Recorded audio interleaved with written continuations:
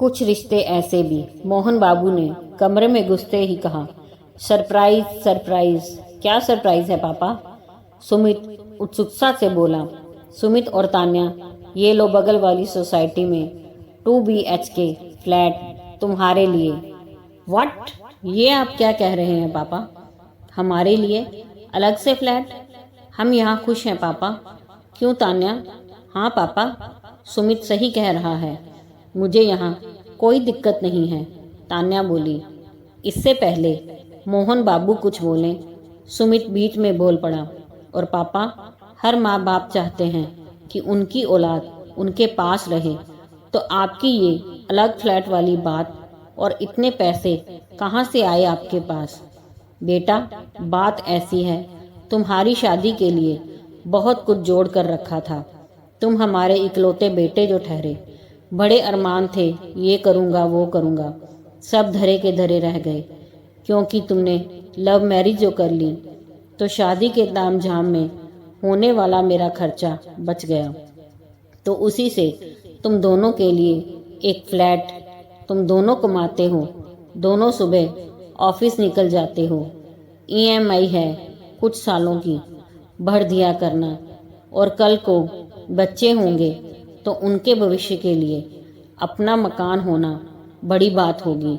लो संभालो पेपर्स, कहकर मोहन बाबू ने पेपर सुमित और तान्या को दे दिए। आखिर दोनों ने पहले तो ना नुक्कर की, मगर जब मोहन बाबू जिद पर अड़े रहे तो अलग फ्लैट में रहने के लिए राजी हो गए। अपना सामान लिए बगल वाली सोसाइटी में शिफ्ट हो गए। उसी रात सुधा ने मोहन बाबू से पूछा, एक बात पूछूं? हाँ पूछो ना सुधा। ये अलग फ्लैट दिलाने की मेरा मतलब, आपको तो सुमित की पसंद भी स्वीकार थी, फिर तान्या को अपने से दूर करने की बात मुझे कुछ अटपटी सी लग रही है। सुधा, अटपटी सी बात जरूर है, मगर बात बड़ी गहरी है। जानती हो सुधा, बचपन से तुमने सुमित की हर तमन्नाओं को, गैर जरूरी इच्छाओं को हर बार पूरा किया, मेरे मना करने के बावजूद। इससे वह थोड़ा अड़ियल, जिद्दी सा हो गया था, अपनी मनमर्जी करना, यहाँ तक कि उसने हमारे बिना पूछे, हमारे बिना देखे एक अलग ही समाज की लड़की से गुपचुप शादी कर ली। बच्चे बड़े होकर अपनी ज़िंदगी के फैसले खुद लेते हैं, ठीक है, मगर क्या हम दोनों उसके दुश्मन थे, जो हमें बताना भी मुनासिब नहीं समझा?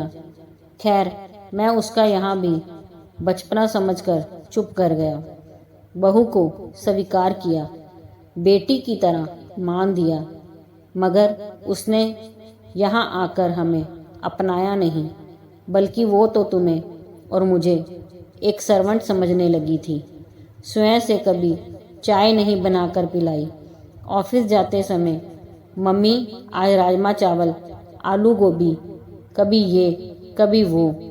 और वो नालायक सुमित, उसे भी शायद हम दोनों नौकर ही लगने लगे थे। मुझे तो आदत है बाहर से सामान वगैरह लेकर आने की, मगर तुम्हें? अब हम बूढ़े हो रहे हैं सुधा, और बुढ़ापे में हर माँ बाप अपने बेटे बहुओं से उम्मीद करते हैं वो उनके लिए जिएं, उनके साथ जिएं। यहाँ तो तुम्हारे साथ जरा सा नमक तेज होने पर बदतमीजी होने लगी थी। उस दिन टीवी देखते हुए अचानक तान्या ने टीवी बंद कर दिया था, बिजली बिल बढ़ जाएगा कहकर। अरे, अपने घर में अपने टीवी पर मनपसंद प्रोग्राम नहीं देख सकते क्या मुझे तुम्हारे लिए बहुत बुरा लगा था। मैंने उसे समझाया तो बोली, घर खर्च हम चलाते हैं, बजट बनाकर चलना होगा। तुम और मैं, हमारे लिए तो हमारी पेंशन ही काफ़ी है, और साथ वाला कमरा किराए पर दे देने से हमें एक्स्ट्रा इनकम भी हो जाएगी, जिस पर वह दोनों रहकर अपना हक जमा रहे हैं।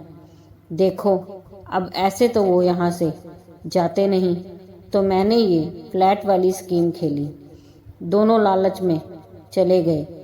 अब भरेंगे हर महीने EMI, वहाँ का बिजली बिल, मेंटेनेंस वगैरह।